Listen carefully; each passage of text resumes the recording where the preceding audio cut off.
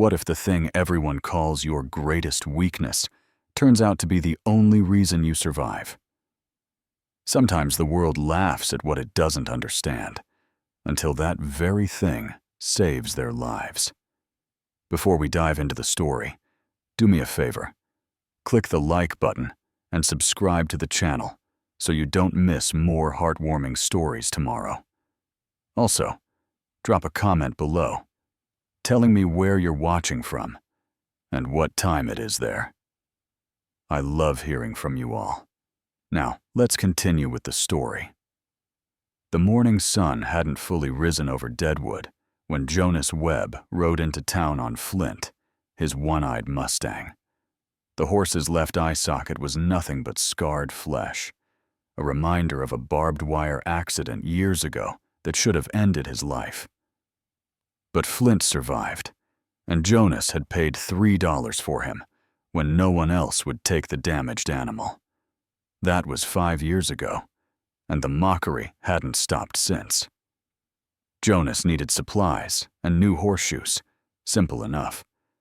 But as he dismounted outside the general store, a group of ranch hands spotted him.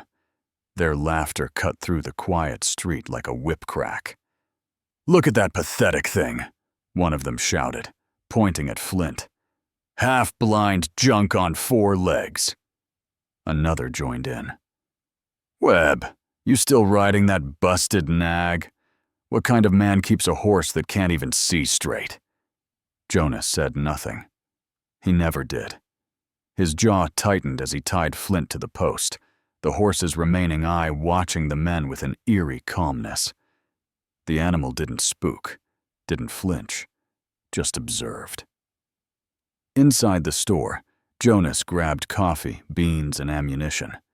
The owner, Sam Pritchard, shook his head as he tallied the bill. "You know, Webb, I could get you a fair price on a real horse. Something with both eyes. That Mustang of yours is an embarrassment." Jonas paid in silence and walked out. He headed to the blacksmith shop next, where Bill Thornton was hammering a horseshoe. The big man looked up, saw Flint, and immediately waved Jonas off. "Not doing it, Webb. I don't waste good work on animals that should have been put down years ago. Find another blacksmith." A small crowd had gathered now. A young boy tugged his father's sleeve. "Papa, why does that man keep such an ugly horse?" The father's voice carried across the street, loud and deliberate. "Because some men are as broken as the animals they keep, son. They don't know any better." The words stung, but Jonas had heard worse. What caught his attention was something else entirely. Near the saloon, he spotted 2 men he recognized, associates of the Grissom brothers, the most dangerous bandits in the Dakota Territory. They were listening intently to a conversation between wagon master Buck Thornton and a well-dressed Chinese woman. Jonas moved closer, pretending to adjust Flint's saddle. He caught fragments of the discussion. Wagon train, spearfish trail, leaving tomorrow, valuable cargo, new school teacher. The 2 men exchanged glances and slipped away into an alley. Flint's ear suddenly twitched toward the north. The horse shifted his weight, uneasy. Jonas had learned to read these signs during his cavalry days. Flint sensed something, the way he always did before trouble arrived. Jonas mounted up, his mind already calculating. A wagon train on the spearfish trail, with bandits knowing the route and timing. That wasn't coincidence. That was a setup for ambush. He had to warn them, but he knew how it would go. Who would listen to a man mocked for keeping a one-eyed horse? Still, he had to try. Dawn broke cold over the wagon train assembly point. 20 settlers gathered their belongings, checking harnesses and loading supplies for the journey to Spearfish. Jonas rode up slowly, Flint's hooves barely making a sound on the packed earth. He spotted the Chinese woman from yesterday's conversation. She stood beside a wagon loaded with books and teaching supplies, her dark hair pulled back tight, her posture straight despite the exhaustion in her eyes. Margaret Chen, he'd heard them call her. The only schoolteacher willing to take the job in Spearfish. Jonas dismounted and approached. "Ma'am, I need a word." She turned, studied him with sharp intelligence. "You're the man from town yesterday, the one with the horse." "Jonas Webb. And that horse has better instincts than most men I've known." He kept his voice low. "I overheard something yesterday you need to know about." Before he could continue, Buck Thornton's voice boomed across the camp. "Webb, what the hell are you doing here?" The wagon master stomped over, a thick man with a beard that hadn't seen scissors in months. Behind him, several armed settlers paused their work to watch. Jonas kept his tone even. "The Grissom brothers know about this wagon train. They know your route, your timing, and what you're carrying." Thornton's face reddened. "And how exactly would you know what bandits are planning? You some kind of outlaw yourself?" "I saw their men in town yesterday, listening to your conversation. I know how they work. They'll hit you at the canyon pass between here and Spearfish. It's perfect ambush territory." "Perfect ambush territory," Thornton mocked. "Listen to the expert here, folks. A man who can't even afford a proper horse is giving us tactical advice." A few settlers laughed. One of them, a young man with a rifle, shook his head. "Maybe we should listen. What if he's right?" "He's not right," Thornton snapped. "He's paranoid. We've made this run a dozen times without trouble." Margaret stepped forward. "Mr. Webb, what would you suggest?" Jonas pulled a crude map from his pocket, spread it on the wagon's tailgate. "There's an alternate route through Whitewood Canyon. It adds half a day, but it's safer. The bandits won't expect it." Thornton snatched the map, crumpled it, threw it in the dirt. "We're not adding time because some broken-down scout has a bad feeling. We leave in 10 minutes on the regular trail. You're making a mistake," Jonas said quietly. "The only mistake here is wasting my time on you." Thornton turned to the settlers. "Mount up. We're moving out." Margaret picked up the crumpled map, smoothed it carefully. She met Jonas's eyes. "Thank you for trying." She reached into her saddlebag, pulled out a small bundle wrapped in cloth. "Dried apples. For your horse." Her voice dropped to a whisper. "I believe you." Jonas took the bundle, nodded. As the wagon train began rolling out, he stood watching, Flint beside him. The horse's ears suddenly pinned back, his head turning north toward the Spearfish Trail. A low, anxious sound rumbled from the animal's chest. Jonas mounted quickly. "I know, boy. I feel it too." The wagons disappeared down the trail in a cloud of dust. Jonas turned Flint the opposite direction, back toward his ranch. But the horse wouldn't move. Flint stood rigid, every muscle tense, his single eye fixed on the northern horizon, where the wagon train had vanished. Jonas thought of his wife, 3 years dead. He'd ignored his instincts that day, told himself the danger wasn't real. By the time he'd acted, it was too late. Not this time. He gathered the reins. "All right then, we follow." Jonas tried to focus on ranch work when they got back. Fence posts needed mending, the barn roof had a leak, firewood needed splitting. Simple tasks that usually cleared his mind. But Flint wouldn't settle. The horse paced the corral, circling endlessly. His ears swiveled north every few seconds, tracking something Jonas couldn't hear. When Jonas brought out feed, Flint ignored it completely. The bucket sat untouched while the horse continued his restless patrol. Jonas had seen this behavior before, back in his cavalry days. Horses sensed things humans missed. Changes in air pressure before storms. The vibration of approaching hoofbeats miles away. But Flint was different. The loss of his eye had somehow sharpened everything else. 2 years ago, Flint had detected a buffalo stampede, 30 minutes before it reached them. The other horses at the trading post had been calm, grazing peacefully. Flint had been frantic, pulling at his tether, calling out in distress. Jonas had trusted him then, moved to higher ground.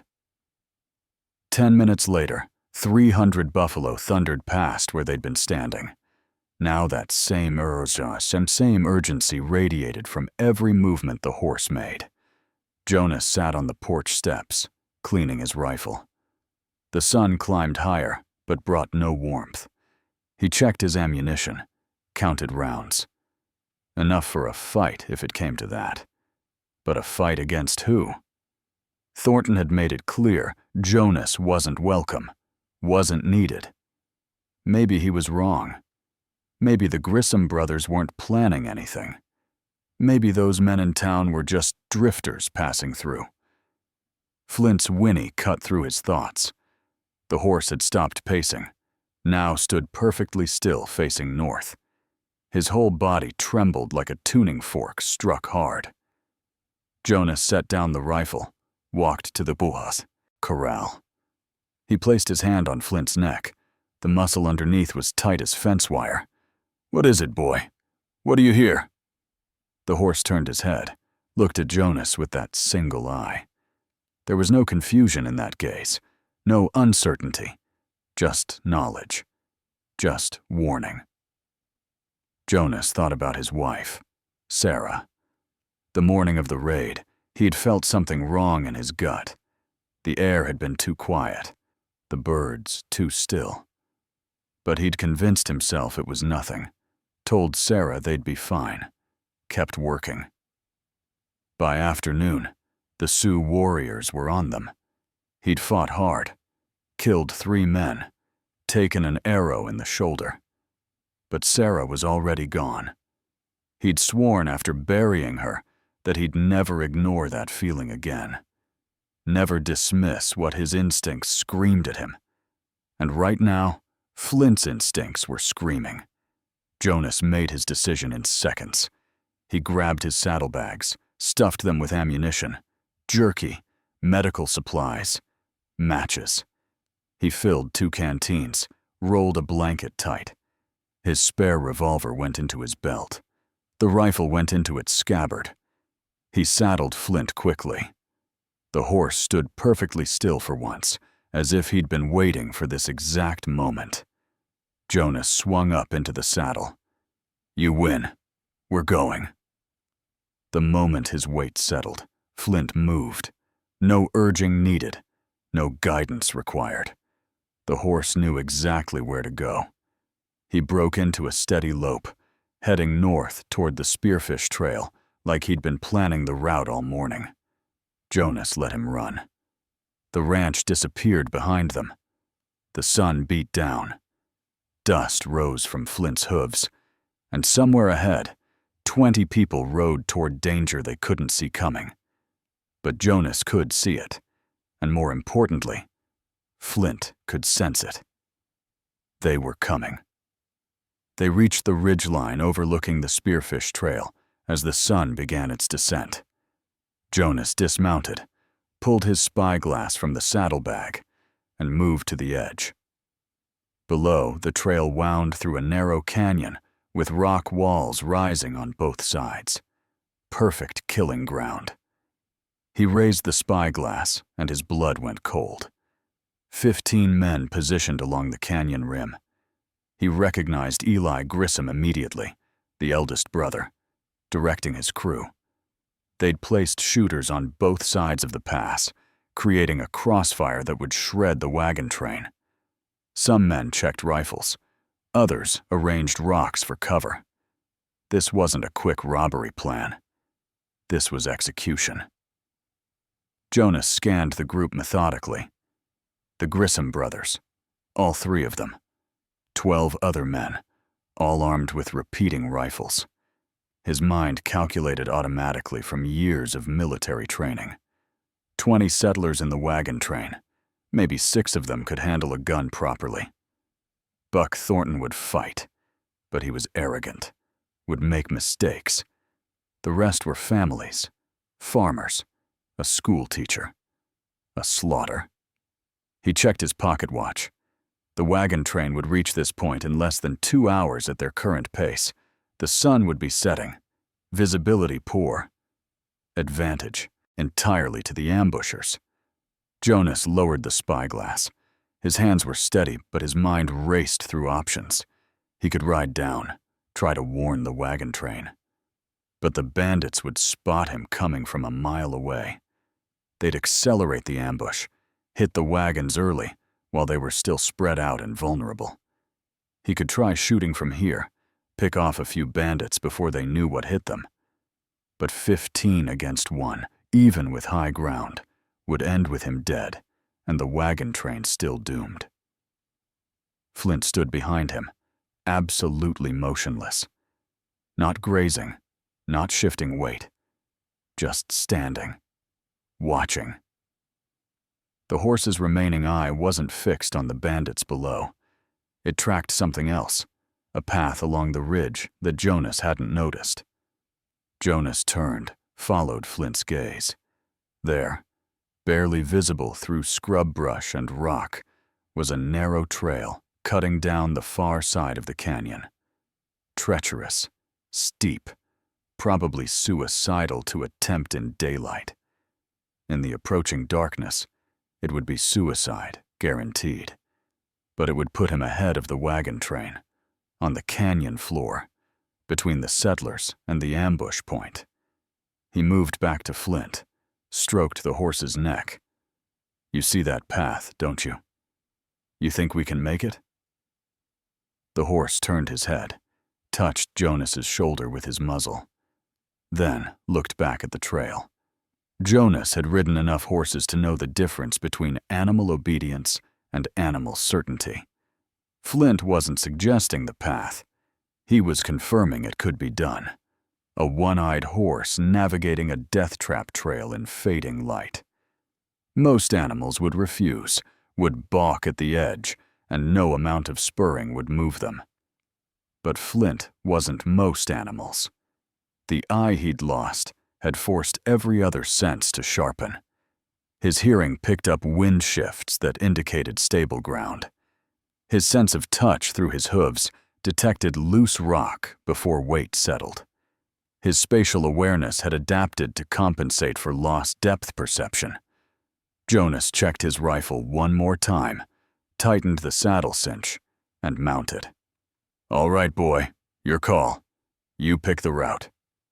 Flint moved toward the hidden trail without hesitation. As they approached the edge, Jonas saw just how narrow it really was. 18 inches wide in places, maybe less. Loose shale, steep drop-offs, switchbacks that would require precise footing.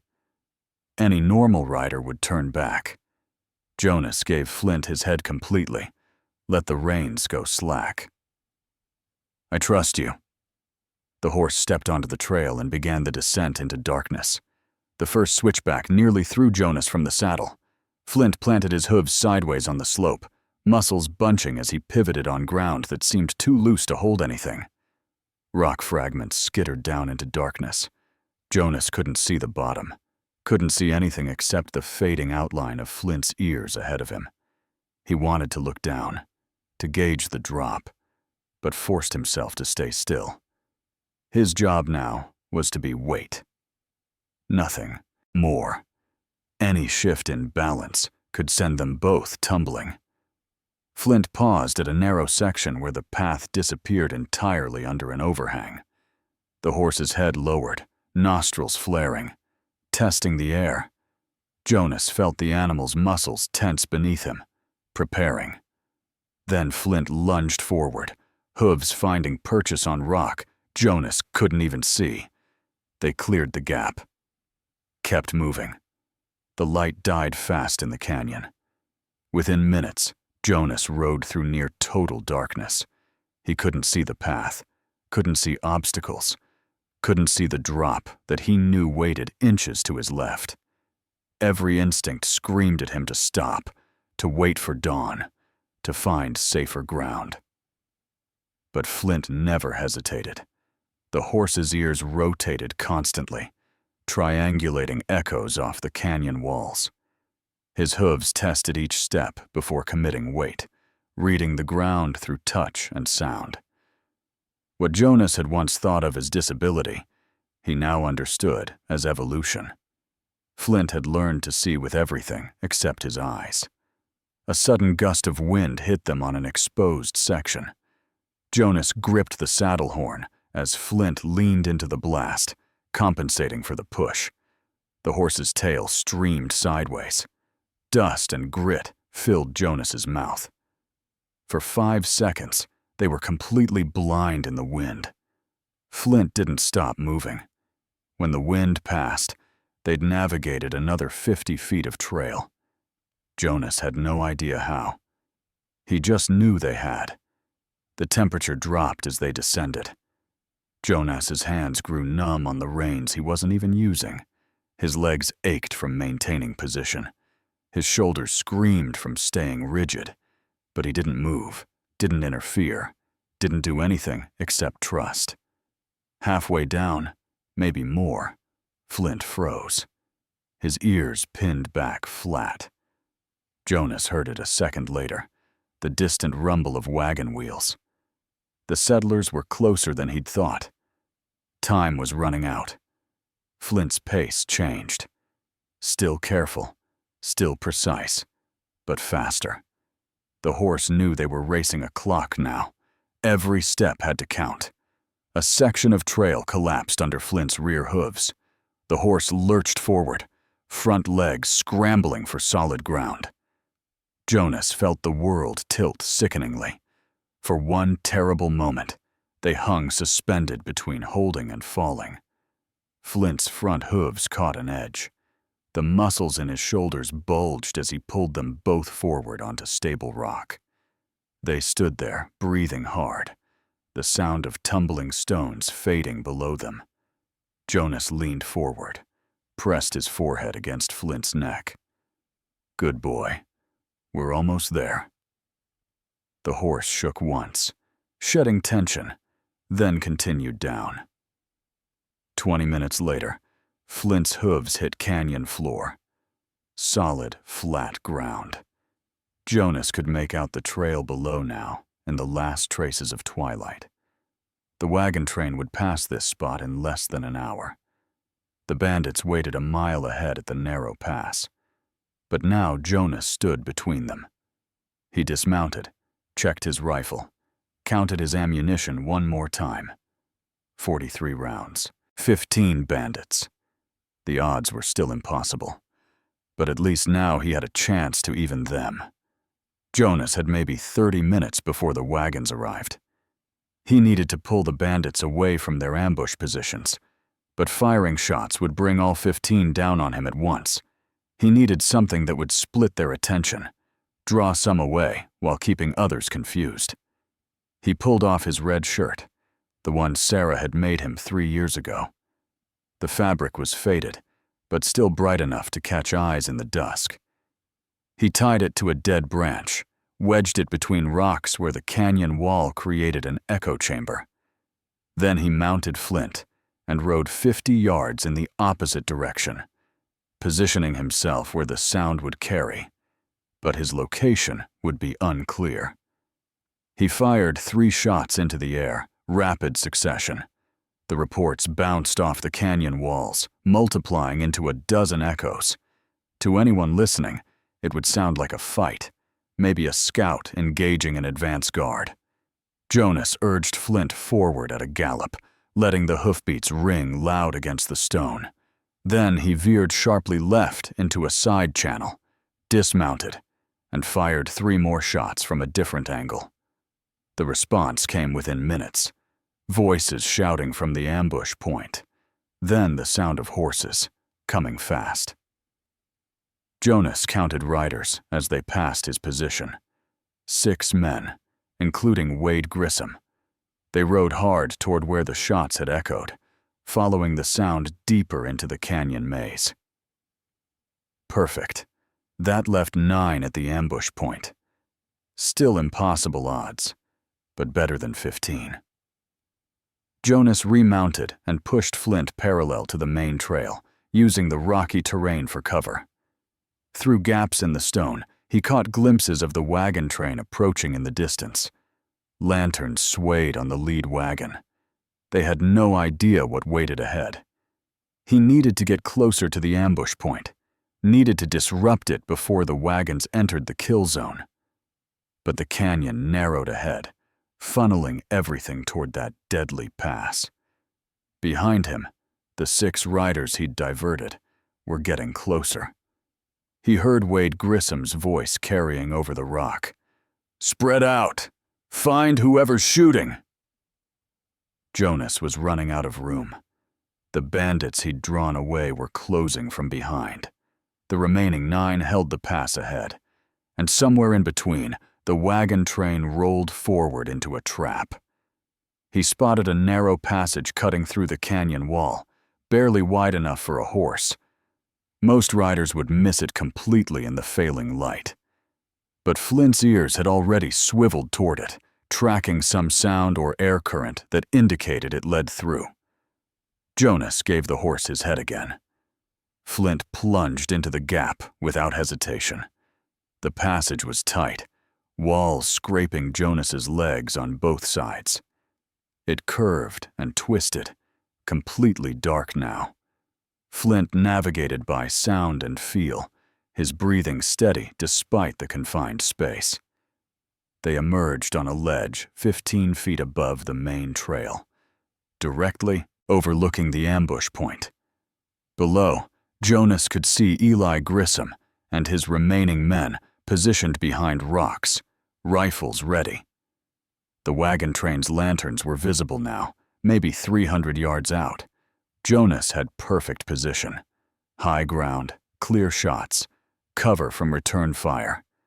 For the first time since discovering the ambush, he had an advantage. Then gunfire erupted behind him. The 6 riders had found his trail. Bullets sparked off rock near Flint's hooves. Jonas was trapped on a narrow ledge with bandits above and below, the wagon train seconds from entering the kill zone, and nowhere left to run. Bullets chipped rock inches from Jonas's head. The 6 riders had dismounted, were advancing on foot up the slope behind him. He had maybe seconds before they reached firing range that couldn't miss. Flint backed up against what looked like solid wall, pressing hard. Jonas felt the horse's muscles coil, preparing for something. Then Flint pivoted and lunged sideways through what Jonas had thought was just shadow. It wasn't shadow. It was an opening. They plunged through brush that concealed a crack in the canyon wall, barely wide enough for a horse. The passage swallowed them in absolute darkness. Behind them, confused shouts as the bandits lost their target. The hidden passage angled sharply downward. Jonas ducked low, feeling rock scrape overhead. Flint's hooves found purchase on worn stone, following a path that had to be ancient, maybe carved by water centuries ago. They emerged onto another ledge, this one directly above Eli Grissom's position. Jonas could hear the bandit leader giving orders to his men below. "Hold positions. The wagons are almost here. Wait for my signal." Jonas dismounted silently, positioned himself behind a boulder. From here, he could see everything. The 9 bandits hidden along the pass, the wagon train approaching, Buck Thornton riding lead, completely unaware.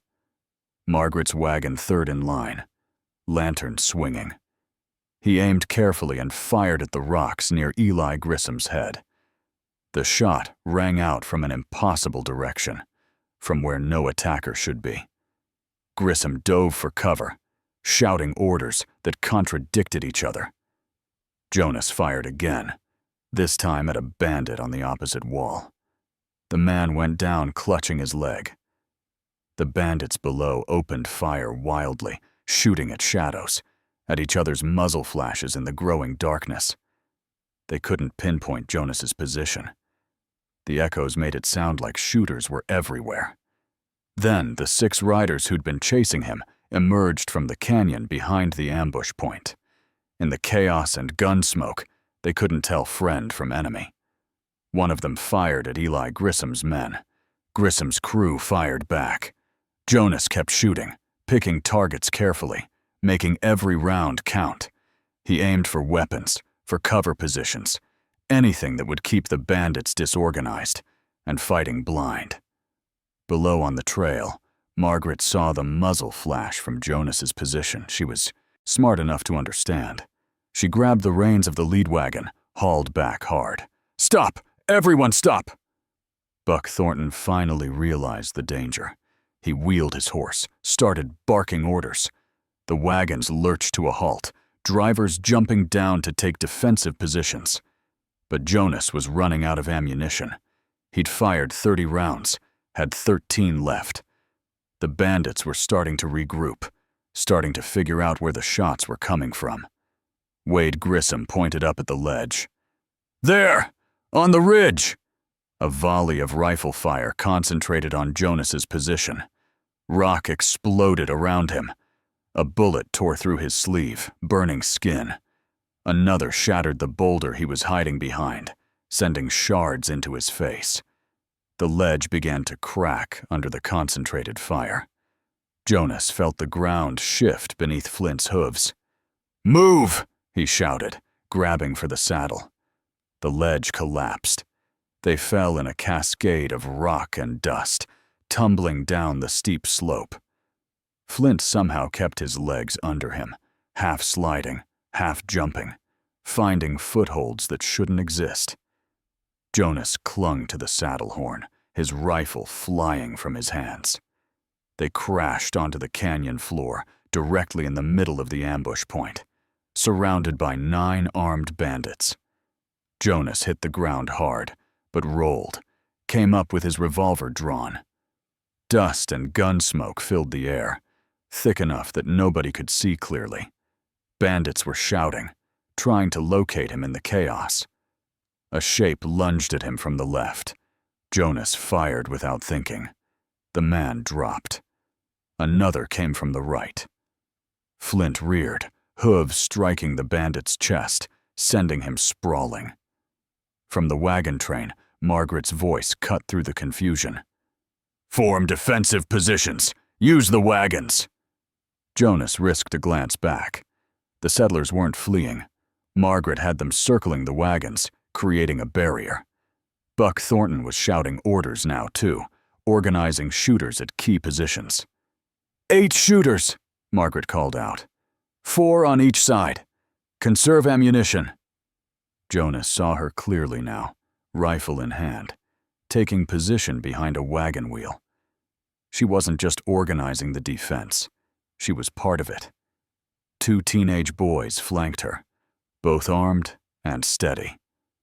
The bandits were caught between Jonas's disruption and the settlers' organized resistance. Eli Grissom tried to rally his men. "Concentrate fire on the wagons. Take them down." But his crew was scattered, confused. Some still shooting at the 6 riders who'd been chasing Jonas. The careful ambush had turned into a scattered brawl. Jonas dropped behind a boulder, reloaded his revolver. 5 rounds left. He had to make them count. A bandit spotted him, took aim. Jonas fired first. The man's rifle spun from his hands. From the wagon train, coordinated gunfire erupted. The settlers weren't panicking, weren't wasting shots. They aimed, fired, created a wall of lead that forced the bandits back. Buck Thornton's voice boomed across the canyon. "Hold the line! They're breaking!" But they weren't breaking fast enough. Eli Grissom regrouped 4 of his men, started advancing on Jonas's position. They moved smart, using cover, laying down suppressing fire. Jonas was pinned. He couldn't retreat without exposing himself, couldn't advance. His revolver was almost empty. Then the concentrated fire shifted toward the wagons. Eli Grissom had made his choice. Forget Jonas. Take down the settlers. Grab what they could and run. Bullets hammered into the wagon circle. Wood splintered. Someone screamed. The settlers returned fire, but they were outgunned at this range. Margaret was exposed, trying to reload. Eli Grissom saw her, raised his rifle, took careful aim at the Chinese schoolteacher who'd dared to organize resistance. Jonas was out of position, too far away. He had 3 bullets left and no clear shot. He did the only thing he could. "Flint, go!" The horse didn't hesitate. Flint charged directly at Eli Grissom, straight toward the armed man, toward certain death. No trained cavalry horse would do it. Every instinct said, run from gunfire, not toward it.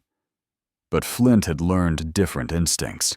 He'd learned to trust Jonas completely, to ignore fear, to become something no normal horse could be. Grissom swung his rifle toward the charging animal. His finger tightened on the trigger. The distance closed. 20 feet. 15. 10. At the last second, Grissom's nerve broke. A one-eyed horse charging out of smoke and darkness like something from hell itself. He fired wild, missed, then turned and ran. His men saw their leader flee. Saw the impossible horse that wouldn't stop. Saw the settlers still fighting, still organized, still dangerous. They broke. All of them, scattering into the canyon darkness, abandoning weapons, abandoning their planned robbery, abandoning everything except the desperate need to escape. Jonas stood in the settling dust, Flint beside him, and watched the bandits disappear into the night. Silence settled over the canyon like a blanket. The gunfire echoed away into nothing. Somewhere in the distance, the sound of fleeing horses faded. Jonas holstered his empty revolver, his hands shaking now that the fighting was over. Blood ran down his face from rock splinters.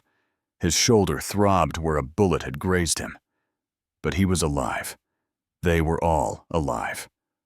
Margaret approached first, rifle still in hand, her eyes scanning him for injuries. "You came back. Told you there'd be an ambush." Buck Thornton walked up behind her, his face pale. The arrogance was gone, replaced by something that looked like shame. "I was wrong. About everything. About you. About the danger. About that horse."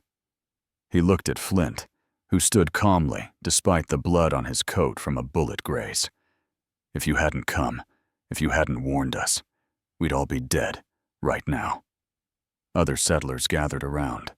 The 2 teenage boys who'd fought alongside Margaret. A farmer who'd taken a bullet through his hat.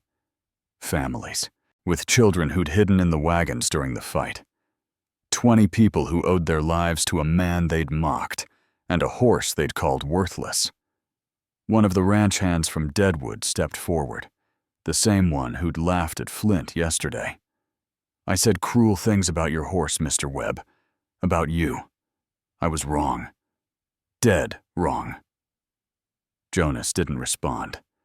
He was checking Flint's injuries, running his hands over the horse's legs, making sure nothing was broken.